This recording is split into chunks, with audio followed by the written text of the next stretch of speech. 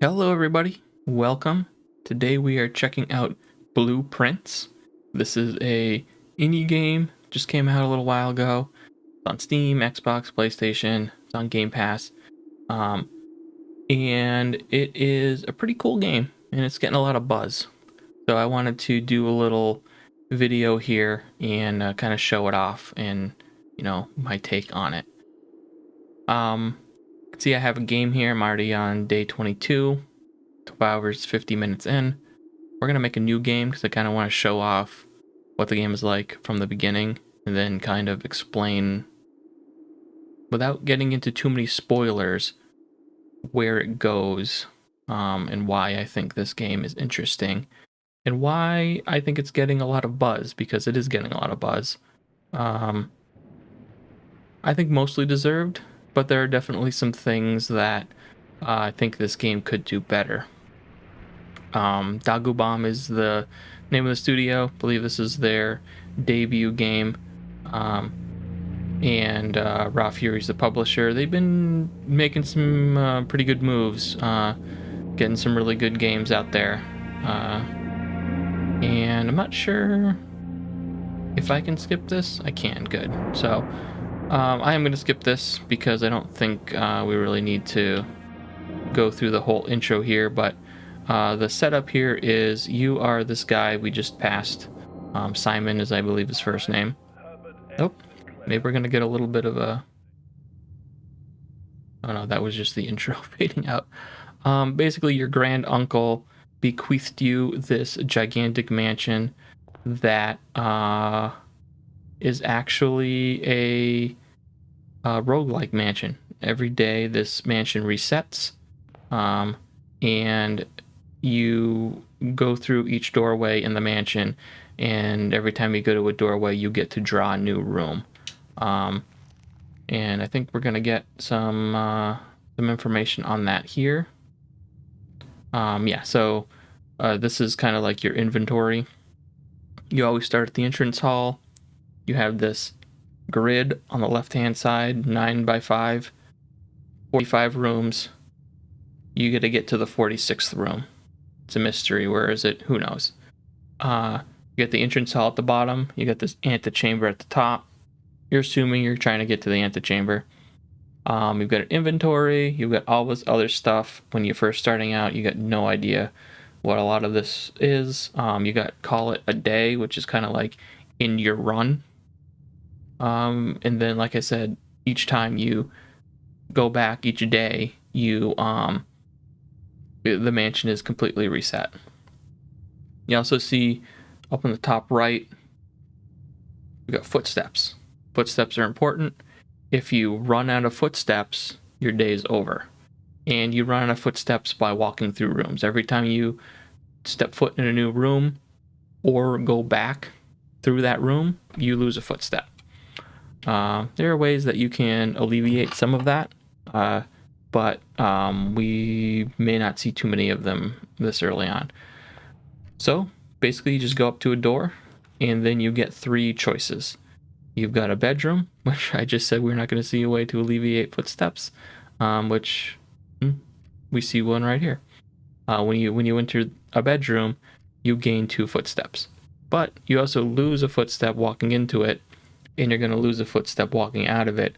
So it's kind of like a net gain, right? You're not technically losing a footstep. It's like 2 steps forwards, 2 steps back kind of deal. And then we've got a closet, we've got a hallway. Now the important thing to remember here, and probably the most important thing about what room you choose, is how many doorways it has. So you see this bedroom has 2 doorways. It's got one on the bottom and it's got one on the right hand side. This closet only has 1 doorway, and this hallway has 3. If we pull up RT down in the bottom left, you can see where the room is going to add onto your existing mansion. So if we add a hallway, it's going to come off the entrance hall on the left, and then it's going to give us a doorway up, and it's going to give us a doorway to the left. That's 2 ways that we can get out of this door, out of that room. If we choose a closet, There is no way out of this room. This is a dead end. But it says we're going to get 2 items out of it. So, you know, it's a bit of a trade-off. You're going to end your progression in this direction, but you're going to get 2 items. It's not too bad. And then we've got the bedroom, which has a way up, and we can get out, and we're going to get 2 steps out of it. So I'm going to choose a bedroom. So we're pretty early on here, and we got a few other options. So if you look here, if we go back to the entrance hall, you can see we've now used the left door on the entrance hall. We now have the bedroom there, but we still have the option to go up, and we still have the option to go right. And yeah, this is a bedroom. This, like the menu said, it gives you 2 steps when you walk into it. So if I go out of here, we're at 50. We go in here, it drops down to 49 plus 2. We're at 51. We go back out here, we're at 50. We go back in, plus 2, 51. Now I will say that while this is a roguelite, it's a roguelite, so there is some progression. There are ways that you can increase those steps. There are there's synergies between rooms. So if we get a room that synergizes with the bedroom, we can increase that number of steps that we get when we walk through it. I don't know if we'll see that here, but there are things like that in this game. And that's one way that this game really opens up and starts making a lot of sense. There are, you know, things you can pick up in these rooms. The bedroom's kind of a simple room. There's really not too much going on. There's this chest here, which isn't always here, but you either need a key or a special tool to open that up. We're going to keep progressing here. So we've got so this is an interesting situation. We've got a corridor and we've got a spare room. Now, if you look at the entrances and exits, the spare room and the corridor look the same. It's just a straight shot right through, right? But the corridor specifically says, corridor is always left unlocked. Now, we haven't found a key yet, but there are keys in this game, and some doors are locked, and you'll need a key to open them. So in this situation, like early on, we're probably not going to run into that. That's something that happens as you progress. That's something that comes up more frequently as you progress through the game. But if we chose a spare room, we might get screwed with that door being locked on the other side. But if we chose a corridor, we're not going to get a locked door. And a lot of these rooms, like these intermediate rooms where it's really is just a hallway, there's not a whole lot going on here. But there is so much like discrete art here in this game. Like every room looks so different, so unique. You can see that even this boring corridor is something that they spend a lot of time putting assets in, making it look really nice, and it all just flows so well, in my opinion. I think this is a great looking game. It's got a little bit of like a cell shading look to it. I think it's fantastic. Okay, so here we go. We have this guest bedroom, which will give us 10 steps, which is good. But it's a dead end. There's no exit to that room. We got a pantry, which says it's going to give us 4 coins, which is good, because that means we can buy stuff. And then we've got a nook, which is going to give us a key, which is also good, because we need keys to open doors. You're going to be pulling up your RT menu here pretty frequently to see how your manner is flowing, to see like, okay, if I put the nook here, I'm going to be able to continue to the left. So we're going to choose that because the key is important. We want a key. And there it is. This key will always be on this table. There are certain items in rooms that are always in the same spot. Key always on the table. If we had chose that corridor with the coins would have always been in the same spot. There are things that can show up in rooms that are not expressly called out on the blueprint here. And those can be in random spots. So sometimes maybe there'll be some coins on this table, or there'll be a gem over here. Gem is another type of item that you can find that allows you to progress.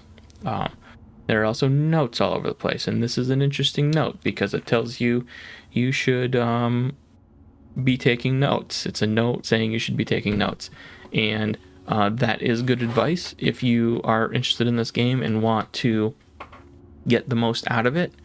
I can definitely see this being an issue for some people because not everybody likes to take notes while they're playing games. I really don't like doing that either, but this game, it got its hooks in me, so I got out a notepad and I started taking notes, and it made the game significantly more approachable, significantly more enjoyable because of that. And there've been some things that I'm very, very happy that I started to take notes.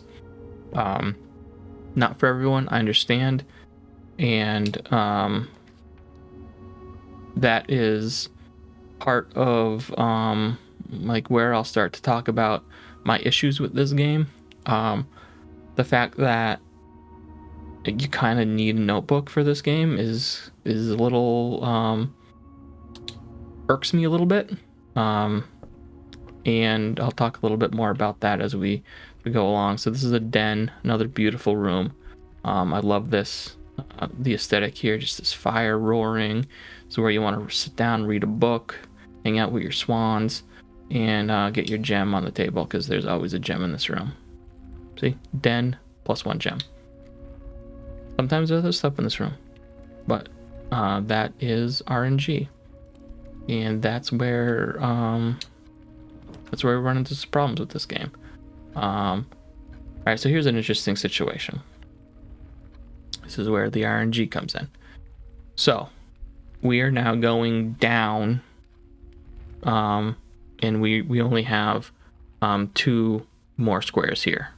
However, what we just drafted here, which we have to choose one of these rooms. So the way the game works, you cannot back out. You cannot choose different rooms. These are what we have to choose from. We've got this closet, which will give us 2 items, but is a dead end. Guest bedroom, which will give us 10 steps, but is a dead end. And then we have the parlor, which has a puzzle in it, which we're probably going to choose because I want to show off the puzzle.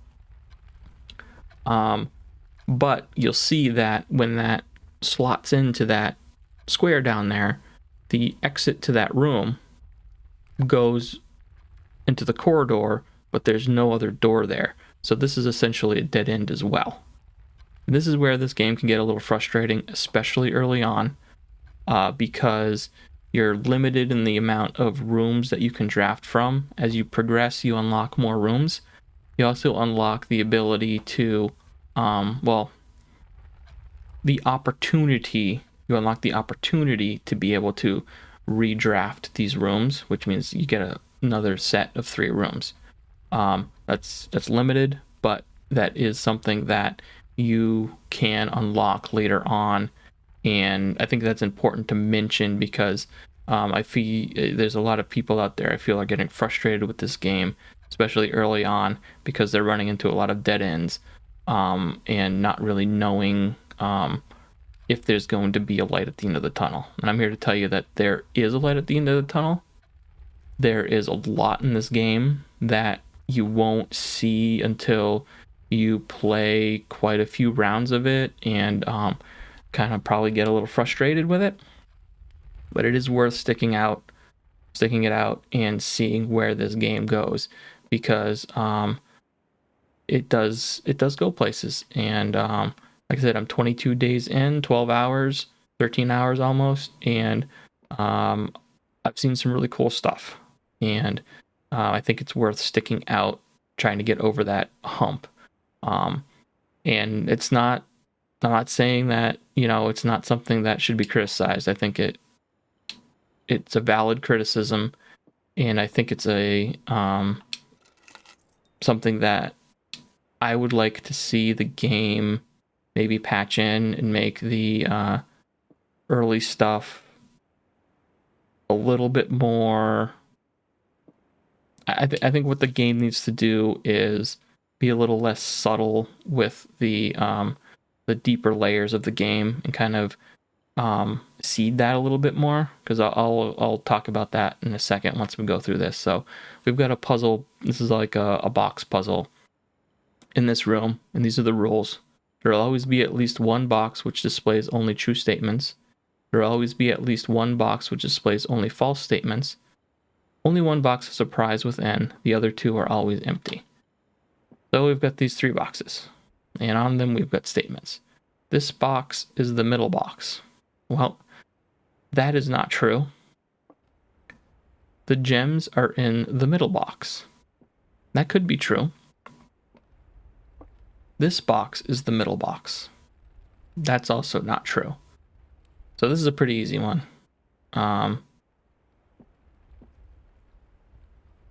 That's not true.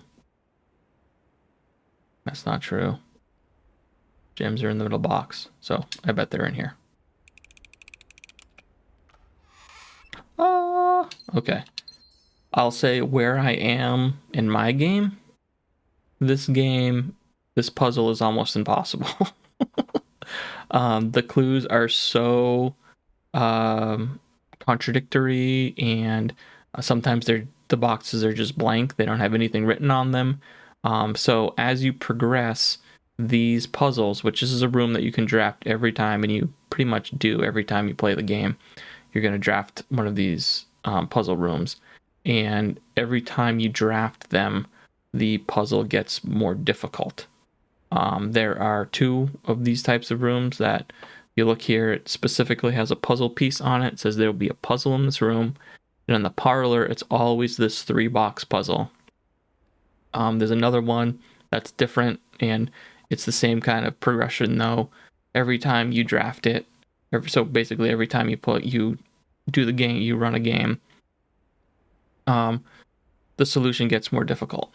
And I'm at a point where I cannot discern these clues on these boxes, and it's a little frustrating.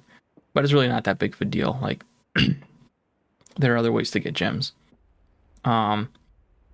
But I guess I'll take a minute here and explain what I was talking about with the game being explicit and not explicit. So there's a puzzle piece on this parlor room, and it explicitly says that there's a puzzle in this room. If we go to the den, it explicitly says that there's a gem in this room. Nook, it explicitly says there's a key. As you play the game, you'll start to notice that sometimes there's more in a room than what it explicitly says. So, for instance, I found this spare set of car keys on this table. That's the first time in the 22 days I played this game that I've ever found these car keys on this table. I was kind of surprised when I walked in. What do those car keys do? Who knows? But they're there. And why would the game put them there if there wasn't a reason for them, right? So that's where this game starts to get pretty good, in my opinion. Because now you've got these car keys, and you're like, what do I do with them? There's no car, and they're not, they're not door keys. They don't open doors. They start a car. And I think that that's really cool, and is like, the reason why I think this game's getting a lot of buzz from people, because it's a real head scratcher in a lot of ways. And I also think that it could be explaining some of this stuff a little bit better, at least early on. So this is an interesting room. It's a courtyard, but it requires a gem to draw. You see up in the corner, I've got 3 gems, so I can draw it. So we're going to do that. There are some rooms that require 2 gems, some rooms that require 3 gems. That's the most I've seen. Maybe not. Maybe they've seen one with 4. Another thing that you can eventually unlock with some of these room synergies and permanent unlocks is reducing the number of gems that are required to draw some of these rooms. And the courtyard is usually a pretty good room. For instance, we got a metal detector. And a metal detector has greater chance of finding keys and coins. This is basically when you walk into a room that has a key or a coin, it'll start beeping. And the closer you get to it, the faster it'll beep and you'll be able to find it. This room also has dirt piles, which can be dug up with a shovel, which we don't have a shovel right now. And then this is very early on, we're finding a keycard door, which we don't have a security keycard. So this is another way that this game can roadblock you. I can't get through this door without a keycard.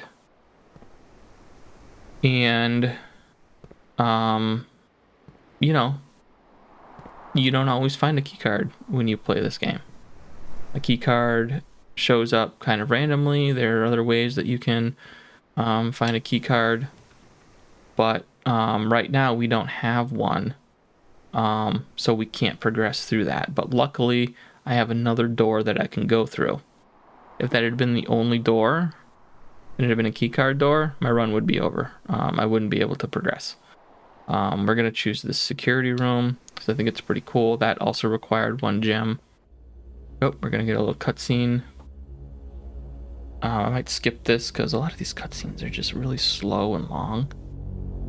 But maybe I'll show this one just because we skipped the beginning cutscene.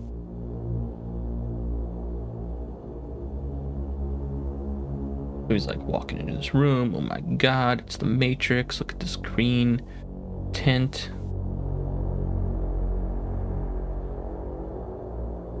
Security room's an important room. It has some really valuable information in it, which we'll see in a minute here. All right, I'm gonna skip this. Basically, oh, there's me on the security monitor. Oh, I've got a beep in this room. Oh, a little coin up over in the corner.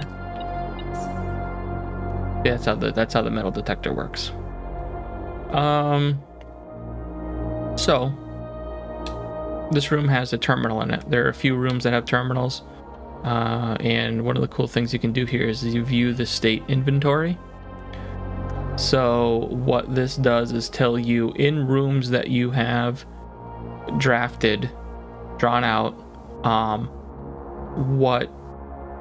are there any items left that you didn't find when you walked through the first time. So if there's fruit, gems, keys, coins, trunk, and we've got 1 trunk, but we could go back with the key and open it, but we're not going to do that right now.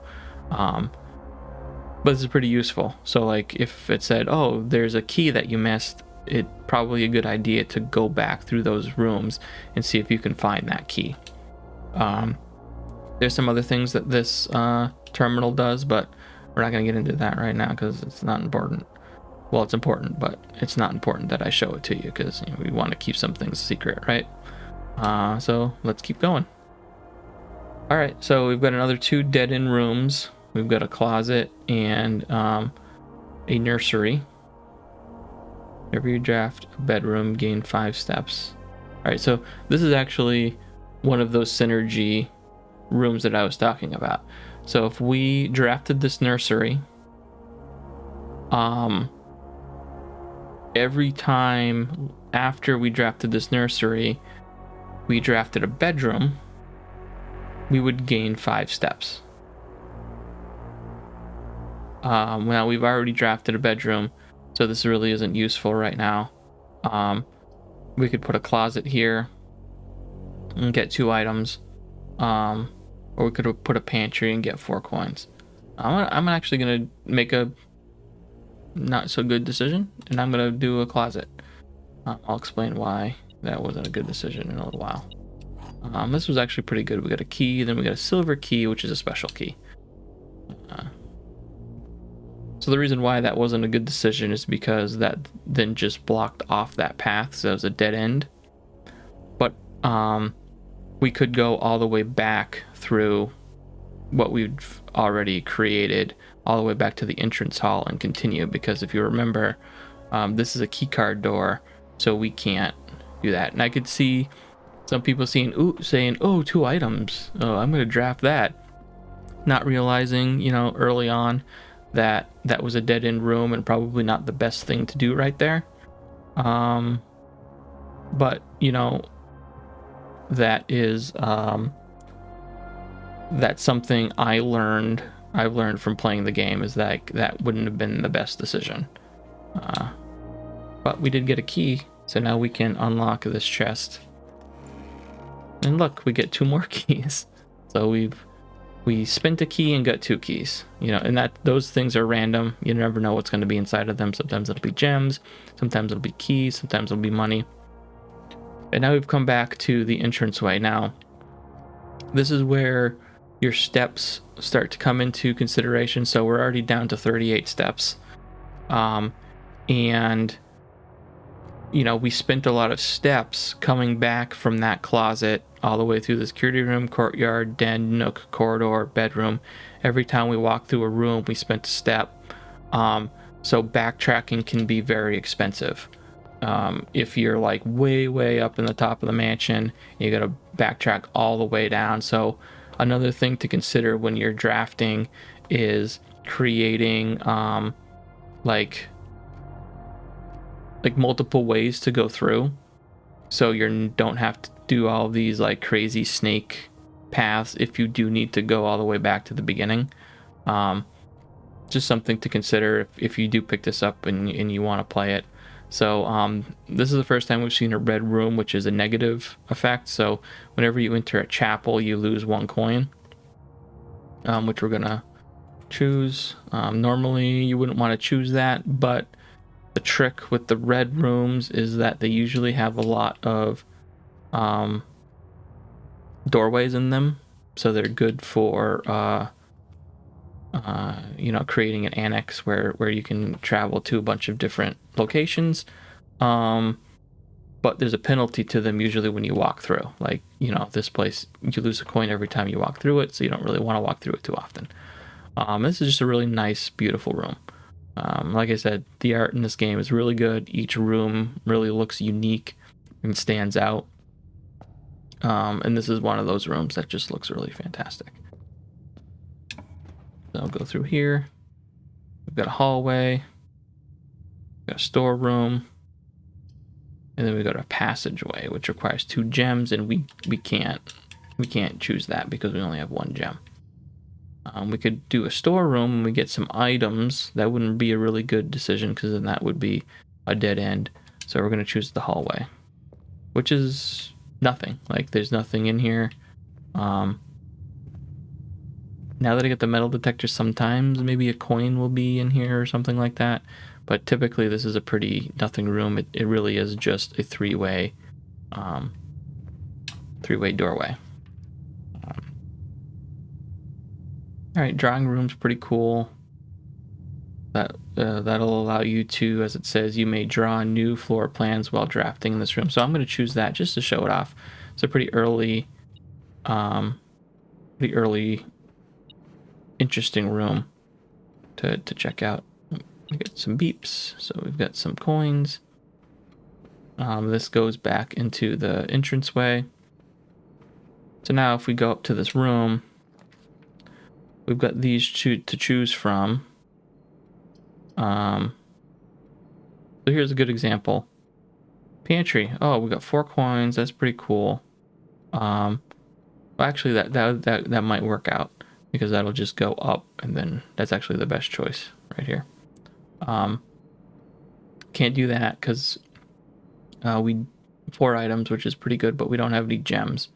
What we can do is, because the drawing room allows you to redraw rooms, we can redraw these, and now we've got a new set of rooms. We've got utility closet, storeroom, and then we've got a commissary. No, we can't do the commissary because it has... All right, well, here's a good example. No gems. We can't do the commissary. That's the only one of these rooms that has another door on it. So we have to create a dead end here. breaker box. I know what the breaker box does. I don't really have to worry about the breaker box right now. I'll let you guys figure that out on your own. So we're going to do a storeroom. So that's a dead end now. We can no longer progress here. But we've got some items. We've got a gem. We've got 4 keys, which is a lot of keys, especially early on in a game like this. We've got some money. Let's see what we got here.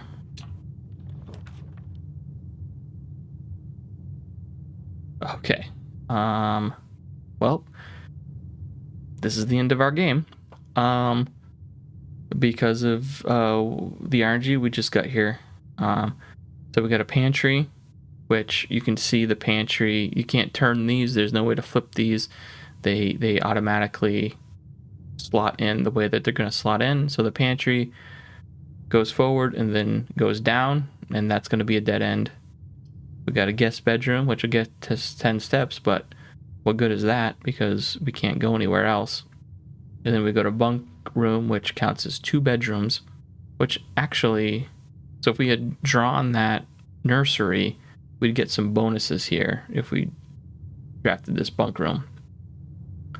So it doesn't really matter what we choose here. I'm just going to choose, I'm just going to choose the bunk room because I think that's a pretty cool room. Oh, look at this. So here's another example. The bunk room didn't say there was going to be 2 gems in the bunk room, but there were 2 gems in this bunk room. So there's some RNG there too. I just think this is a pretty cool looking room. And then there's a hamster. Hey, buddy. Oh, he's looking at me. He gonna go run in your wheel? He does have a little progression. He goes in his wheel. He goes over and he drinks. Comes up to the window. But yeah, there's a lot of cool detail in this room. A lot of cool detail throughout the entire game. What does that say? The Turtles of Vera. That's my number 1, man. The Trinsdale Mystery. All right, so like I said, that is essentially the end of this run because there are no more doorways that we can attach rooms onto, and that courtyard door is locked with a key card, and we don't have a key card. So we could just call it a day here and say, okay, we're done. Or we could explore a little bit. And we're not going to do that today. But I'm going to say that if you're in this situation, you got 31 steps, explore a little bit. Poke around. Get acquainted with these rooms. Because, like I said, there's stuff going on here. I wish, like I said before, I wish there was just one little hint at it, because there really isn't. You just kind of gotta stumble into it. But then when you do, and you realize that there is some stuff going on here, more than meets the eye, the game really does open up, and it all starts to make sense, and it really is pretty cool. And I also understand it can be a little monotonous at times, and it can be frustrating. Like where I am now, I'm at a little bit of a wall, but there's enough threads that I'm pulling at that I feel like every run still feels like I'm discovering something new, and that is important, and it is something that will happen if you just keep poking around and giving it a shot. I don't think that that's an excuse. I think the game could do a better job of, like I said, signposting that a little bit more, and getting people early on that may fall off of this game a little bit more intrigued. But if you're watching this, if you're listening to this, take my advice. It does things happen in this game, and it's worth pushing through that early frustration, that early slog, and just getting that one little hint at it, and you know, pulling at that thread, and feeling like you're progressing. So yeah, that's Blueprints. I think it's a great game. It just takes a little bit of time to get into. Definitely not for everybody, but if you do like puzzle games and you like games like, say, Outer Wilds, it's not as good as Outer Wilds. I'm not saying that, and I'm not really doing it as a direct comparison, but Outer Wilds, in terms of like, there's more going on here than meets the eye. Tunic is another example, like modern example of that. Fez, older games like Myst and stuff like that. This game has elements of that, and I think it's pretty good, and I think that I'm excited to see where it goes, because you know, I'm nowhere near the end. So thanks for watching, and if you liked the video, please consider subscribing, and we'll see you next time.